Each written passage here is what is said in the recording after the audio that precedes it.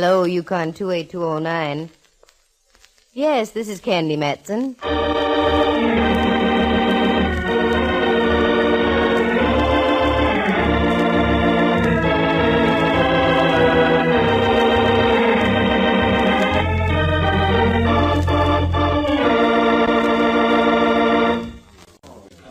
Eat that baby on the tree. Fix those dolly tracks. And look out for that cable, it's hot.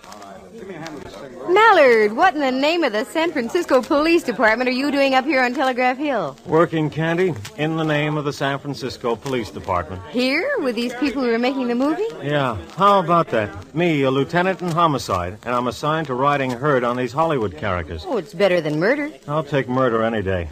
What are you doing around here?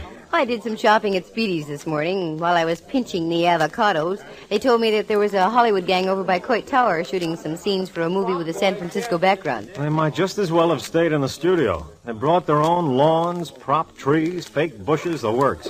If it ever snowed up here on Telegraph Hill, they'd have brought some of that along, too.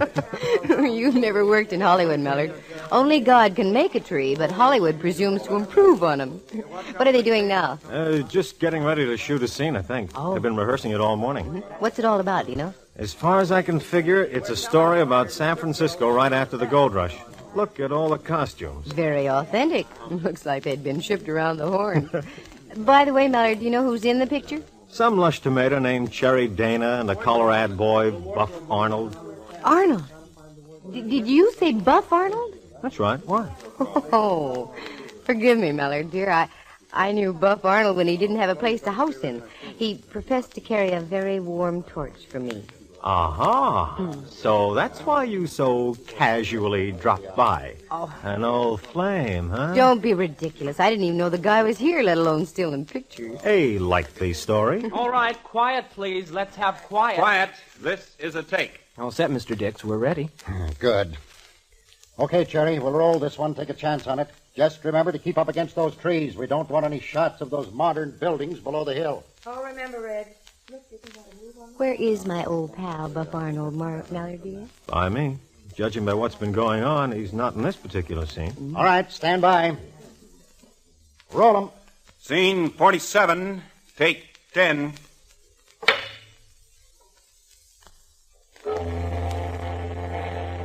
Wait a minute. Cut. Oh, where's that coming from? Out on the bay, Mr. Dix. Fine thing, a present-day steamer whistle in an 1850 picture. Hold it. Ames. Yes? Let me know when the fool ship is tied up. We won't shoot the scene until it's docked. Yes, sir. Darn it, I was hoping I'd see some action. Well, I'll give you some action. Come on, walk around with me, Candy. I'll show you all the sights. Sights like what, for instance, Mallard?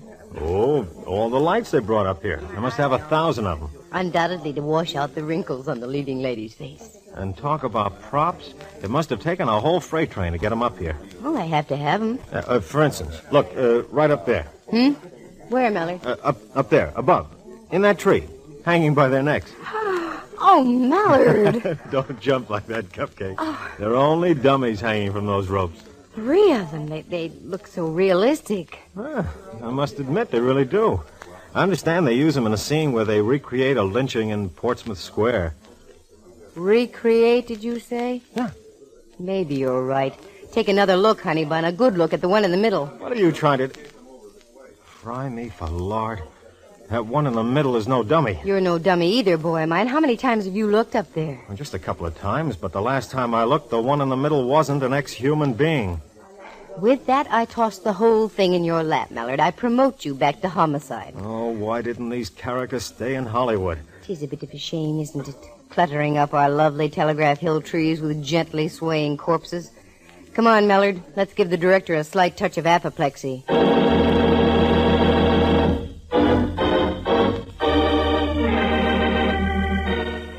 The National Broadcasting Company presents Candy Matson, Yukon 28209.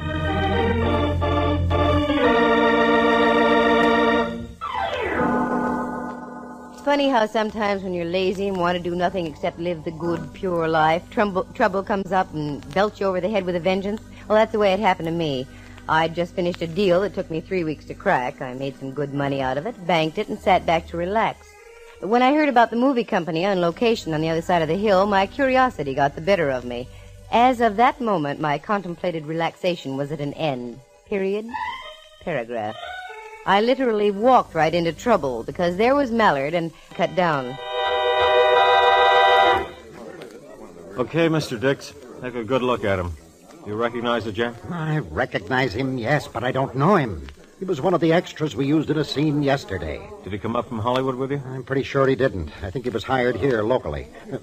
Wait a minute. Who's this young lady? I don't want any outsiders in on this. Don't fret your little head, Mr. Dix. Aside from being a material witness, she's a well-known private investigator. No, excuse me. I didn't know. That's all right. No need to apologize. Some of my best friends are movie directors. Who would keep the roster on your personnel? My assistant, Bill Ames. Is he around? Well, I'm right here, Lieutenant. Oh, good. Can you give us any dope on this fellow? Oh, golly, I'm afraid not. I've seen him, but I wouldn't know his name from Adam. How about the payroll? When do you pay off the extras? Ah, that's a thought. We pay off at 5 o'clock tonight. Why don't we come back then, Mallard? We can check off the names against the pay vouchers. There's one thing extras like to do, and that's get paid. The name that doesn't show up is our friend the corpse. Okay, we'll let it go like that. What do you pay off? Room 873, Montfair Hotel. Make sure everybody's there, unless they want a little trouble thrown at them. I'm sorry, Mr. Dix. You can go on with your shooting now. No more today. It's too unnerving. Ames, knock it off. Call will be for 8 o'clock tomorrow morning, sharp. Right, Chief. Break it up, everybody. 8 o'clock tomorrow morning, in costumes, and that means 8 o'clock, understand? Not morning. You mind waiting here for a moment, Candy? I want to put in a call to the coroner's office for a wagon. Sure, that's all right. Go ahead. Good. It'll only be a few minutes. Mr. Dix, pardon me. Yes? Can you tell me where Buff Arnold is staying? What do you want with Buff Arnold, young lady? I used to know him when he was playing bit parts in Hollywood. Oh. Did you work in Hollywood? I did a little time down there, sitting around in agents' offices. You know, you're a sharp little cookie. Say, all of a sudden I've got an idea. I'll bet. No. On the level, believe me. I have a small part coming up that'd fit you to a T. Good-looking gal, wise, supposed to work in her father's store selling supplies to the miners. Can you act at all? I used to shoot a fairly sharp mess of dialogue. Do you live close by? Right over there, 1 block. Penthouse on the top. All the better. As soon as your policeman friend removes the deceased there, why don't we go over to your place and look at the script? You know something? I've got an idea that's the idea you had the idea about. Okay, I'll look at the script. But for your information, Mr. Dix, I'm interested only in playing a part in your picture. Mallard came back, and I told him what had developed with Dix. He shot me a look that had more question marks in it than a government income tax form. I assured him I could handle the situation, and he left with the body, still clad in its 49er prospector's outfit. Dix issued some final orders, took me by the arm, and we strolled over to my place. Charming, but positively charming. Thank you. What a gorgeous view. How long have you lived here, Miss... Oh, now, isn't that silly? I don't even know your name. Matson. Candy Matson. Candy Matson. Never have I heard a name match a personality so completely. I'm Reginald Dix. Just call me Reg. As you say, Reg. Would you like a drink? Oh, splendid. Soda highball? I think I can scrape one together. This is absolutely enchanting. I'm going to ask to make all my pictures in San Francisco from now on. I don't think you'd go wrong. Of course, it'd be a little rough if you were making a picture with an Indian background and needed shots of the Taj Mahal and the Himalayas. Oh, simple. I'd change it to the Ferry Building in Twin Peaks. Very good. Here you are, Reg. Thank you. I can use this after that messy discovery up there on that tree. Well, here's to crime. That's a charming toast. Now then, about this part you were speaking of, I don't even belong to the Screen Actors Guild anymore. Oh, a mere detail. I'll call the studio tonight and have them arrange your membership. As simple as that. You know, I think if some of your bright boys got together, you could win the war in Korea without half trying. Let's not be snide, my dear. Oh, excuse me a moment. Someone at the door. Certainly. Whoever it is, though, send them away. Yes, Master. Hi. Hi. But now that we've established our highs, is there something I can do for you? I'm Cherry Dana. Is Mr. Dix here? Oh, why, yes. Would you wait here, please? I will not wait here. I want in. Now, just a minute. There you are, Ed. You have a short memory, haven't you? Cherry, what are you doing here? I'm having a conference. So I see. I hate to mention it, but this happens to be a private home, Miss Dana. I'll have to ask you to leave. Don't be boring. You lured my director up here, and I'm going to see that some little local wench doesn't put the squeeze play on him. Why, you pampered brat. Get out of here right now, or I'll show you how a local wench can back up words with action. Oh, now hold on here, both of you. Cherry, I resent this intrusion just as much as Miss Matson does, I'm sure. I'll bet. What about me? You said you were going to drive me back to the hotel. Very well, it slipped my mind. Oh, I'm sorry, Candy. I dislike scenes of this sort. We'll discuss our business later. Good. I find now that I'm extremely interested. Good afternoon, Miss Dana. I'll see you later. I was so mad I was boiling. If I'd been a thermometer, quicksilver would have been streaming out of my ears. I did the most natural thing, took a shower, and little by little I simmered down. Actors and actresses are like anybody else. Most of them are darn nice people just trying to make a living, but one ham like Cherry Dana can ruin the picture. Just as I was getting dressed, the ferry building siren blew its top, indicating 4:30. I had to step on it if I was going to be at the Montfair at 5 in time for the payroll sequence with the extras. So I stepped on it and found myself in a minor mob scene outside room 873 at the Montfair Hotel. Mallard spotted me, grabbed me by the arm, and took me inside the room. I really didn't expect to see you, Candy. Why not? I thought perhaps you were discussing contract terms with Dix by now. Big Hollywood star and all that. Oh, Mallard, cut it out. All right, ladies and gentlemen, as I call out your names, step up fast and sign the voucher. Anderson, Robert. Apperson, Lou. Bennett, Bert, Beverly. I studied the faces as they stepped by the cashier's table set up in the room. They were all types. Anyone could have been a villain, a dance hall girl, a hero, an ingenue, or just plain extra. The roll call droned on in the background. The whole thing took about 10 minutes. And suddenly we were alone. Ames, the assistant director, the girl who had done the actual paying, Mallard, and myself. Well, that's it. Who's missing, Ames? You're in for a bit of a shock. How do you mean? Nobody's missing. Everybody listed on our payroll checked in and was paid off. What? That's right. Did you recognize every person who had been paid off? I'm pretty sure I did. Well, this is a fine kettle of nothing. We have an extra who's working in the picture, and yet he isn't. So he ends up hanging by his neck from a tree on Telegraph Hill.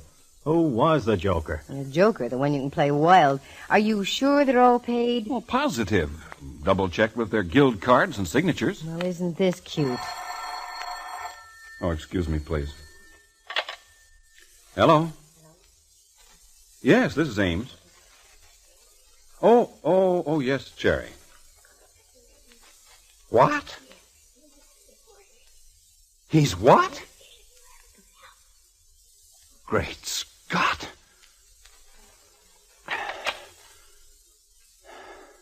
What's the matter, Ames? What is it? You're white as a sheet. Dix. He's just been found shot to death in his room.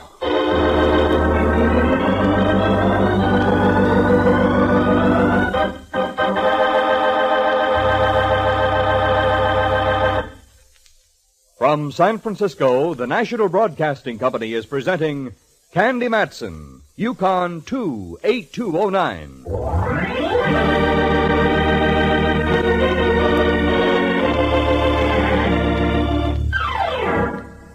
Reginald Dix, well-known Hollywood director, shot dead in his hotel room. We were looking for developments. We got them, but not the kind we expected. Mallard led the way up to the suite that Dix had been occupying on the top floor. There was a mob around the door, and my boy Mallard soon dispersed them and instituted some semblance of order. Dix was sprawled out on the balcony overlooking the bay, and an ever-widening pool of blood showed that he'd been hit in the chest. Cherry Dana was pacing the room, smoking a cigarette.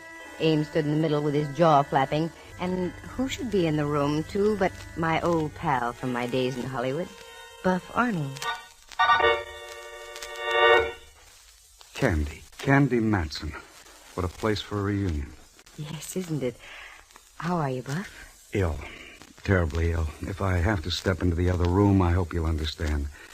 Reg was a great friend of mine. Sure. Sure, let's go in the bedroom. You look sort of green. Besides, I have a few questions I'd like to ask you, Buff. It's a deal. Anything to get out of here. Let's go. Wait a minute, Candy. Who is this guy? Buff Arnold, Mallard, the fellow I was speaking about. Where were you going? In there, he doesn't feel too good. The closest he's ever been to blood is a bottle of ketchup and color. Okay. Don't let him out of your sight. I have a flock of questions and need a flock of answers. As you say, Mallard, dear. And don't get carried away yourself. This the bedroom? Yeah.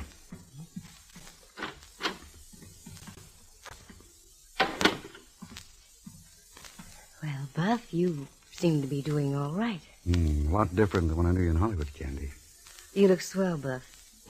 Too darn swell. What do you mean? You bring back too many memories. You look mighty good yourself, Candy. You're no longer a plump little kid just out of high school. You're downright pretty, gal. In the good old days, I'd have jumped through hoops to hear you say that. Got any hoops handy? I'll say it again. No soap. Maybe we could revive some of those memories, Candy. Not a chance, Buff boy. Things have changed. Hollywood and everyone in it, including you, are a part of a dim, sad past. And instead of just plain Buff, that's a rebuff. Very cute. I haven't heard the gag pulled since yesterday. Tell me, did you hear about the body that was found on Telegraph Hill this morning? I sure did. Now, poor Reg. I told him this picture had a jinx on it before we left the studio. Little things that happened right from the start. Like what? Well, in the first place, I wasn't even supposed to be in the picture. They were going to give it to some new kid as a build-up. A week before the first day of shooting, he up and disappeared. He hasn't been heard from since. Well, they shoved me into the breach. Then the assistant director tripped and fell off a catwalk, broke both legs. He had to be replaced. Anything else, Buff? Yeah. About that time, Cherry Dana whipped herself into a batch of temperament and walked off the lot. Held up production a week. Then the luggage for San Francisco was rerouted somewhere else. Never has caught up with us. Now the body this morning and Dick's just now. Certainly sounds like a jinx. By the way, how do you and the great Cherry get along, Buff? Fine. I try not to see her except on the set. Come here, Candy. Just let me hold you in my arms once. Just once. I want the feel of someone who's truly genuine. You're still just a little boy, aren't you, Buff? Okay, Arnold, I'd like to, Well, pardon me. I hate to break this up, but I want to talk to you, Mr. Arnold.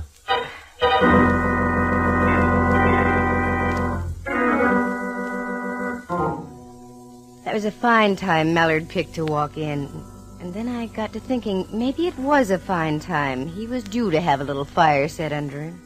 As I walked out into the other room, the boys in blue had arrived, and they were swarming all over the place.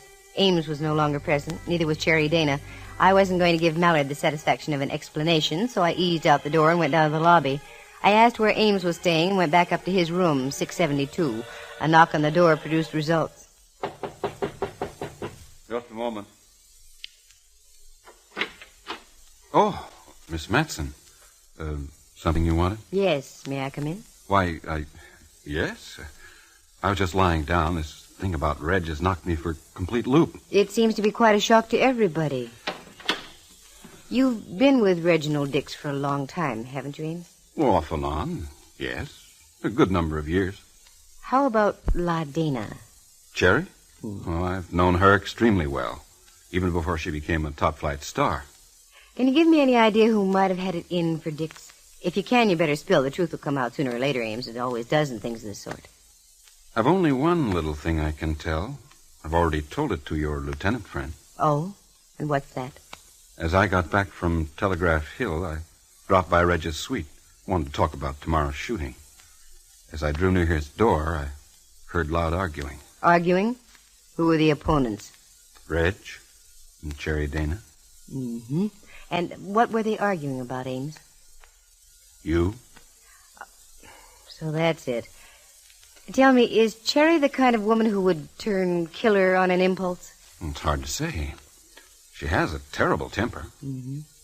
Does Buff Arnold fit into the picture in any way? I don't know. He's a sly one, that Arnold. He plays his cards in strictly a commercial manner. May fit into the picture. He and Reg were never too friendly. I see. Oh, thanks, Amesy. I'll leave now, and you'd better lock your door. The way things are going, you might wake up to find yourself dead.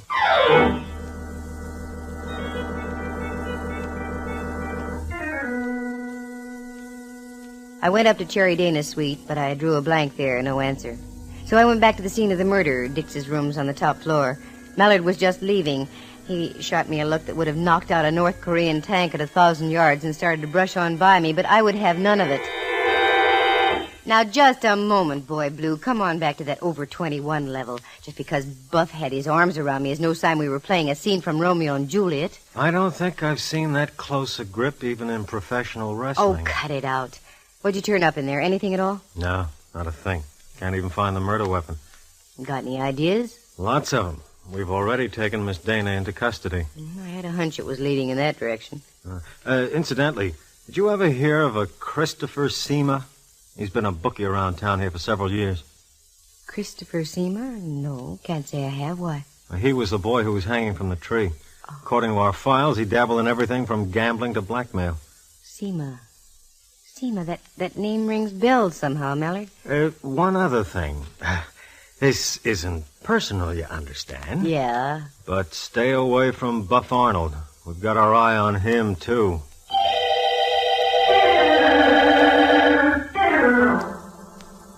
Little things were suddenly clicking way back in my mind, awfully vague, but the old processes from years before were coming to life ever so slowly.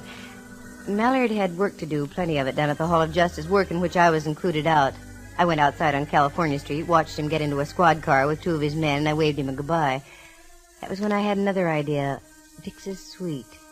Cops were through with it. The body had been removed. But I had a hunch that was the key to the situation. Knowing the manager of the Montfair, it was no trouble at all to get a key to Reg's suite, and that's where I headed, up to the top floor. I let myself into the darkened room, closed the door behind me. With the lights of the city way below seeping through the balcony window, I found a place in back of the settee and sat down to wait and think. The balcony window being opened, the roar of the city traffic underneath came gently through and helped my thinking. And that's when it hit me. Seema. Several years before I had served my term in Hollywood, there was an actress named Vivian Seema. The same face as that of Cherry Dana. Now the clouds were beginning to lift, and at the same time the door opened in the suite and the silhouetted figure of a man entered the room. Blast the luck. Okay, Buff. Relax. What? This is Candy. Come on over here by the settee. Hurry, I'm expecting company. What are you doing here, Candy? You've got the wrong page of the script. That's my line. What are you doing here, Buff? Honestly, you've got to believe me. I left my lighter here this afternoon. I was afraid the police would find it. Naturally, I can't afford any bad publicity. It'll ruin my career. I believe you, Buff. You always were fond of that career, weren't you? Don't answer, just keep quiet. What's up? A guy named Seema, if I'm right.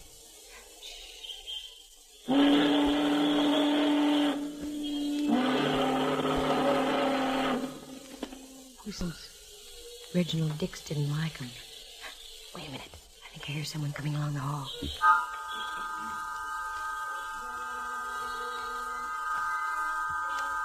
The door slowly opened and closed again. The dim light from the hall showed the form of another man. Then the dark figure moved slowly but surely across the room.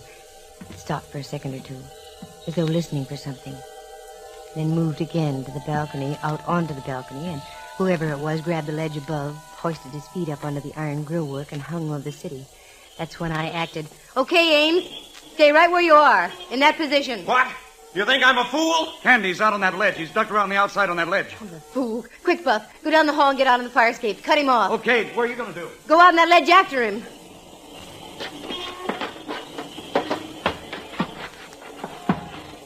You better come back, Ames. You're cut off at both ends. Oh, no, I'm not. Not with this gun I've got. That's the same gun you killed Dix with, isn't it? Very clever hiding it up on this ledge out here. No wonder Mallard and his boys didn't find it. Look out there on the city, Ames. One misstep and you go off into space. Think it over. You better come back. Not on your life. I'm coming after you. I'm down at the other end, Candy. Good. Now we've got him. Yes. Yes, you have. Obviously, this is the end. Perhaps you don't know what it is to love. Perhaps you don't know what it is to be scorned. I do, painfully so. This is the end. But I'm not going to go alone. You're going with me, Miss Matson, like this. No, the recoil. It'll knock you right off the neck. Oh!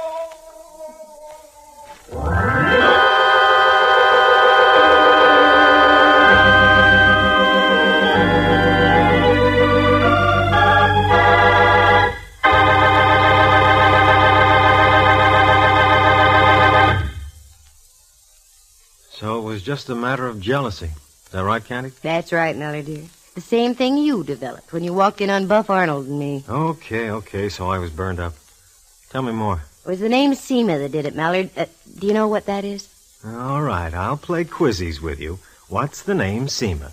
Seema is Ames, spelled backwards. Uh-oh. You see, that was Ames's real name. At one time, he had married Cherry Dana under the name of Seema. When she began to be big in pictures, she divorced him, but he carried the eternal torch. Silly, she wasn't worth it. Of course not. Because she collected men. Reginald Dix, not because she loved him, but because she was fading in pictures, and because Dix was the only one who could keep her in front of the public. Logical. But what about the Seema hung up in the tree on Telegraph Hill? Uh-huh. There we have the plot. The Seema up in the tree was Ames's brother, a ne'er-do-well. The night that Ames arrived in town here, he looked up his brother, got a bit tight, and told him what he'd done. Caused the original leading man to disappear, shoved the original assistant director off a platform, breaking his legs. In general, did everything he could to sabotage the picture. Then he pulled the strings to get himself named as assistant director so he could be near Cherry. Love and jealousy. Mallard, I'll get to that in time. Cherry had vaguely promised that she'd remarry Ames. But when he saw his own brother was going to blackmail him, he went crazy. That's when he strung him up with the dummies in the trees. From there, it was just a step to knock off Reginald Dix and have a clear track for himself. I'll go back to what I said to begin with. Why did these characters from Hollywood have to come up here to San Francisco and louse up our scenery, as well as our police department? Oh, to heck with your police department. That's the last time I'm going to climb around a ledge hundreds of feet in the air. Not so strange. Buff Arnold was out on that ledge, too, wasn't he? Oh, Mallard, sometimes you make me so... That reminds me, I have a date tomorrow night. Sure, with Buff Arnold. No, that's tomorrow morning. I'm driving him down to the railroad station. Date for tomorrow night? With you, Mallard, dear. We're going to see a Roy Acuff movie. Oh, Candy. Roy Acuff. Monarch of all the cowboys. Yeah, monarch of all the cowboys. I'll see him with you. And if that isn't love, I don't know what is.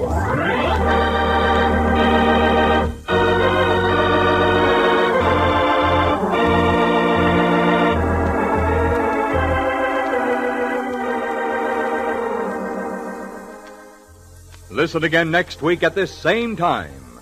For excitement and adventure, just dial... Candy Matson, Yukon 28209.